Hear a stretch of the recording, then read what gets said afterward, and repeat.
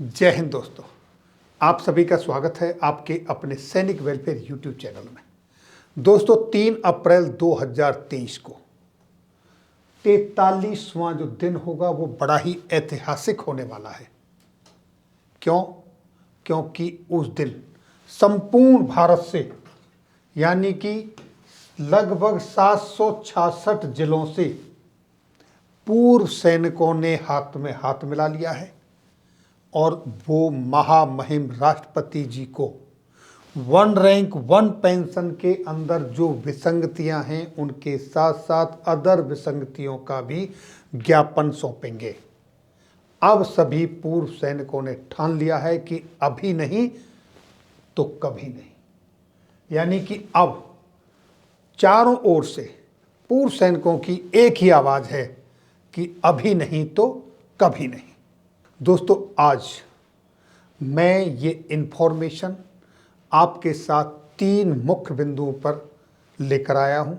सबसे पहला बिंदु ये है और ये बड़ी खुशी की बात है कि संपूर्ण भारत से ज़बरदस्त रेस्पॉन्स मिल रहा है।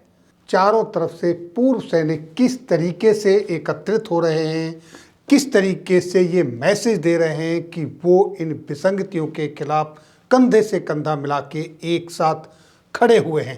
हमने भी कुछ संगठनों के साथ, कुछ लोगों के साथ मिलने की कोशिश की। लोगों से जब खबर दी तो एकत्रित हुए, सुनने के लिए तैयार हुए। लोग घरों से बाहर निकले। यहाँ देखिए हवलदार शीशपाल ढाका जी किस तरीके से लोगों को मोटिवेट कर रहे हैं। वो जगह जगह घूम रहे हैं। लोगों का उत्साह देखने लायक है। आगे देखिए दोस्तों, ये पिक्चर आई है, एक वीडियो क्लिप भी आई है महाराष्ट्र से। पूर्व सैनिक देशमुख जी ने भेजा है। वहाँ पर किस तरीके से लोग अपने अपने कस्बों में, अपने अपने ब्लॉकों में, घरों में इकट्ठे होकर मीटिंग कर रहे हैं। यहाँ देखिए दोस्तों, नायब सूबेदार राजेंद्र सिंह जी जो कि जंतर मंतर पर भी आए थे और इन्होंने किस तरीके से अपने घर में, अपने इलाके की ढिकोली के अंदर मीटिंग बुलाई है और वो लोगों को जागरूक कर रहे हैं। और इतना ही नहीं, आगे देखिए दोस्तों, ये केरल से जो टीम आई है पूर्व सैनिकों की, जय हिंद नाम से ये पूर्व सैनिकों की ऑर्गेनाइजेशन है, वो केरल से आए हैं। जबकि कहा यह गया है कि 3 अप्रैल को अपने अपने ज़िले में ज्ञापन देना है, लेकिन फिर भी ये लोग यहाँ तक पहुँचे हैं। अब आगे देखिए दोस्तों, कैप्टन सोनवीर जी किस तरीके से अपने घर पर लोगों को बुला के संबोधित कर रहे हैं और शुक्रिया अदा कर रहे हैं उन पूर्व सैनिकों का जो जंतर मंतर पर बैठे हैं और एक दूसरे के साथ अप्रोच कर रहे हैं। और यहाँ आगे देखिए दोस्तों, तो पूर्व सैनिक किस तरीके से अपने चौपालों पर, चारपाइयों पर बैठ के एक दूसरे के साथ मिल रहे हैं और एक दूसरे को कन्विंस कर रहे हैं कि समस्या अभी नहीं हल हुई तो कभी नहीं हल होगी।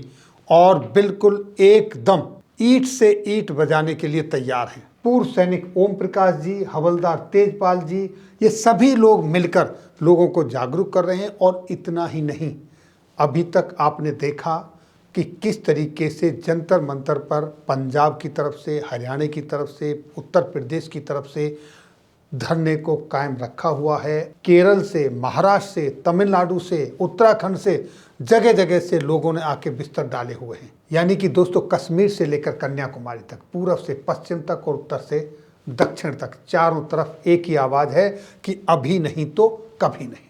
ये तो मात्र मैंने आपको 2-4 झांकियाँ दिखाई हैं। अगर मैं ऐसे पूरे चारों तरफ के दिखाने लगूँ तो 766 ज़िले हैं। मेरे पास बहुत सारी जगहों से लोगों के ये संदेश आ रहे हैं, ग्रुपों में शेयर हो रहे हैं। तो दोस्तों ये तो थी जागरूकता की बात, क्योंकि अब पूर्व सैनिक जागरूक हो चुका है अपनी विसंगतियों के बारे में और अब उसने अपना मुद्दा खुद उठाया है।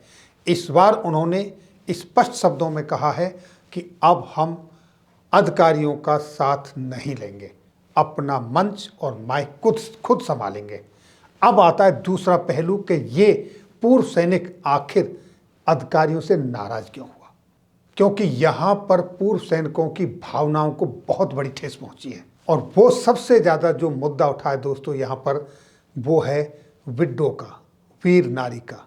ऐसे में वो विडो, वो वीर नारी जिसकी पेंशन में बढ़ोतरी नहीं हुई, जिसकी पेंशन मात्र 9,000 रुपये 7वें पे कमीशन के अनुसार, कैसे उसका गुजारा होगा? इस बात को लेके सबसे ज़्यादा नाराजगी है पूर्व सैनिकों के अंदर। मुद्दे को लेके वो घर से बाहर निकले हैं और इस बार उन्होंने ठान लिया है कि अभी नहीं तो कभी नहीं। अब आते हैं दोस्तों तीसरे बिंदु पर, और तीसरा बिंदु ये है कि पूर्व सैनिकों की इस मुहिम को नेशनल मीडिया कवर नहीं कर रहा है। इसके मायने ये हैं कि ज़्यादातर हमारे जो पूर्व सैनिक हैं दूर दराज के इलाकों में, उनको ये इन्फॉर्मेशन ही नहीं है, तो उन तक हमने ये इन्फॉर्मेशन पहुंचानी है। और वो इन्फॉर्मेशन पहुंचाने का काम जब मीडिया नहीं कर रहा है तो आपको अपने हाथ में लेना होगा।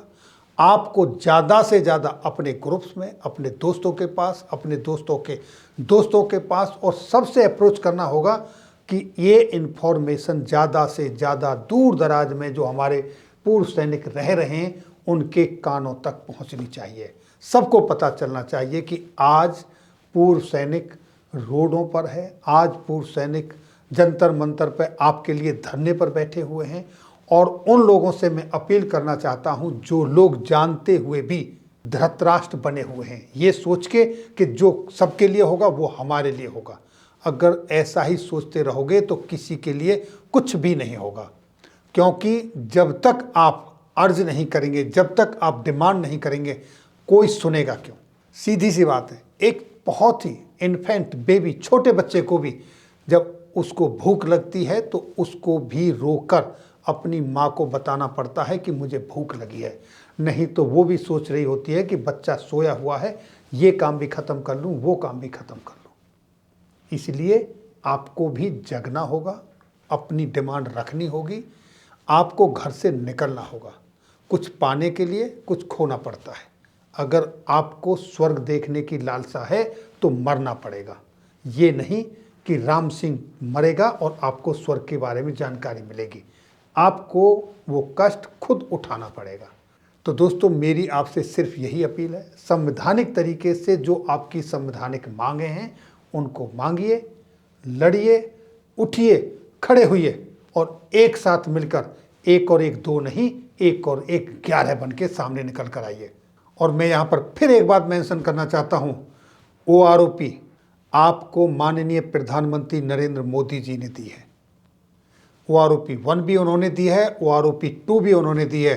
28,000 करोड़ रुपए कम नहीं होते हैं। लेकिन जिन लोगों ने इसमें गड़बड़ की है उसको उजागर करने के लिए ये आवाज़ आपको वहाँ तक पहुँचानी है। ऐसा नहीं है कि आपकी आवाज़ गई नहीं, आपकी आवाज़ वहाँ जा चुकी है। अब सरकार को इस पर सोचना चाहिए, बहुत ही ज़रूरी है, क्योंकि जो आपके वीर सपूत हीरो आज रोडों पर बैठे हैं, ये बड़े दुर्भाग्य की बात है। जल्दी से जल्दी कोई ना कोई कमेटी बिठाएं, इसका निवारण हो।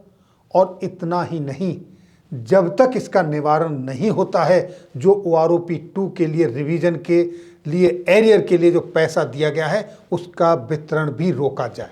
ये मेरी माननीय प्रधानमंत्री जी से अपील है कि उस पैसे का वितरण रोका जाए, उसको डिसवर्स ना किया जाए। आपकी इसके ऊपर क्या राय है कमेंट्स बॉक्स में ज़रूर लिखें और अपने दोस्तों के साथ शेयर करना ना भूलें।